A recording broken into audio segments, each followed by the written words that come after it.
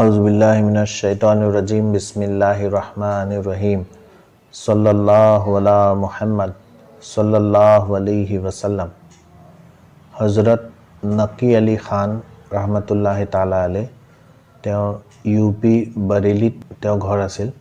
এটা মছজিদত তেওঁ নামাজ পঢ়াইছিল, তেওঁ ইমামতি কৰিছিল। এদিন হোলীৰ দিন আছিল, সবফালে মানুহে হোলী খেলি আছে আৰু ইউপি ইফালে যোনে গৈছে তেওঁলোকে জানে যে তাৰ ঘৰবিলাক খুব লগা ওচৰত আৰু সৰু সৰু গলি, দীঘল গলি, বহুত দূৰলৈকে তেনেকুৱা গলি হয়। হযৰত নকি আলী খান ৰহমতুল্লাহ আলাইহ সেইদিনা জুম্মা আছিল আৰু এফালে হোলী আছিল। তেওঁ জুম্মা পঢ়াবলৈ কাৰণে ঘৰৰ পৰা ওলাই গৈছে।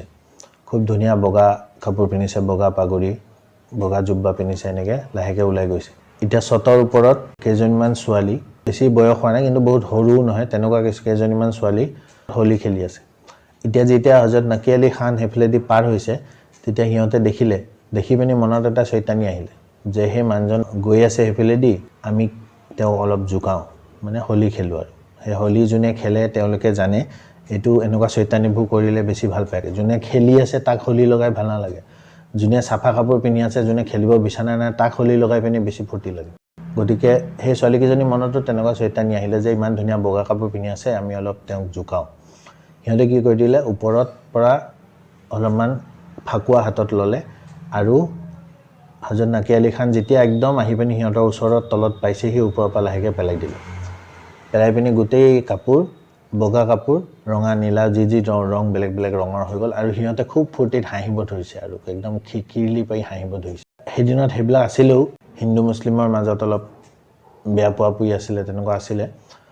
গতিকে সিহঁতে খুব কিৰিলি পাৰি হাঁহিব ধৰিছে। আৰু হযৰত নকি আলী খান ৰহমতুল্লাহি তাআলা আলাইহ তেওঁ খং নকৰিলে, তেওঁ ওপৰলৈ চালে, ছোৱালীকেইজনী হাঁহিলে, হাঁহা দেখি তেওঁৰ মুখত হাঁহি গ'ল।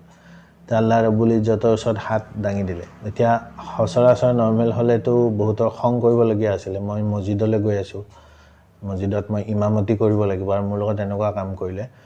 কিন্তু নকি আলী খান ৰহমতুল্লাহ আলাইহ এনেকুৱা একো কৰা নাই। তেওঁ কিন্তু আল্লাহ ৰব্বুল ইজ্জতৰ ওচৰত হাত দাঙি দিছে। যোনে দেখিছে ভাবিছে এতিয়া তেওঁ বদদুৱা কৰিব, কিন্তু তেওঁ বদদুৱা কৰা নাই। আল্লাহ ৰব্বুল ইজ্জতৰ ওচৰত হাত দাঙি পিনি ক'লে যে ইয়া আল্লাহ, এই ছোৱালীকেইজনীয়ে যেনেকৈ ইয়াত হাঁহি আছে, এনেকুৱা কৰিবা যে সিহঁতে কিয়ামতৰ দিনাও এনেকৈ হাঁহিয়ে থাকে। সিহঁতৰ গাত যেনেকৈ ৰং বিৰং লাগি আছে আজি, এনেকুৱা কৰিবা যাতে কিয়ামতৰ দিনাখনো সিহঁতি এনেকৈ ৰং বিৰঙৰ মাজত, জান্নাতৰ মাজতে থাকিব পাৰে। এটা ভালহে দোৱা কৰি দিলে। গতিকে সেই বুলি কৈ হযৰত নকি আলী খান ঘূৰি পিনি ঘৰলৈ গুচি গ'ল, কাপোৰ চাপোৰ বদলি কৰি পিনি আহিব ধৰিলে।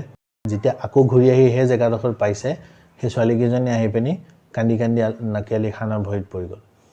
তেওঁলোকে ক'লে যে বাবা ভুল হৈ গ'ল, আমাৰ বহুত ভুল হৈ গ'ল, আমি আপোনাক এনেকুৱা কৰিব নালাগিছিল, আমি কিয় বা হৈ গ'ল। কিন্তু কি হৈ গ'ল নাজানো, আমাৰ মনত বহুত আফচোচ লাগিলে, বহুত দুখ লাগিলে যে আমি এইটো বহুত বেয়া কাম কৰিলোঁ, আমি এনেকুৱা কৰিব নালাগিছিল। এজন মানুহ আমাৰ লগত হোলী খেলা নাই, তেওঁতো নামাজ পঢ়িব গৈ আছিলে, তেওঁক আমি কিয় এনেকৈ পেলাই দিলোঁ, হোলী পেলাই দিলোঁ। আমাৰ মনত বহুত আফচোচ লাগিলে। তেওঁলোক আহি পিনি হযৰত নকি আলী খানৰ ভৰিত পৰি মাফ খুজিছে, ক্ষমা খুজিছে।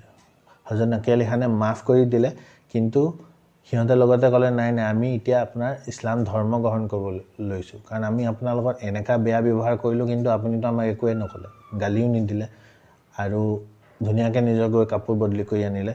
গতিকে মই আপোনাৰ এই ইছলাম ধৰ্মটো আমি বহুত পচন্দ কৰিছোঁ, আমি আপোনাৰ ইছলাম ধৰ্ম গ্ৰহণ কৰিব লৈছোঁ। আৰু হযৰত নকি আলী খানৰ হাতত ধৰি, হযৰত নকি আলী খানৰ হাততে সেই ছোৱালীকেইজনীয়ে ইছলাম ধৰ্ম গ্ৰহণ কৰি ল'লে আৰু ভাল ৰাস্তাত আহি গ'ল। এতিয়া হযৰত নকি আলী খানৰ সেই দোৱাটো লগে লগে কবুল হৈ গ'ল যে আল্লাহ ৰাব্বুল ইজ্জত সিহঁতৰ আখেৰাটো হাঁহি থকা বনাই দিলে, সিহঁতক জান্নাতি বনাই দিলে।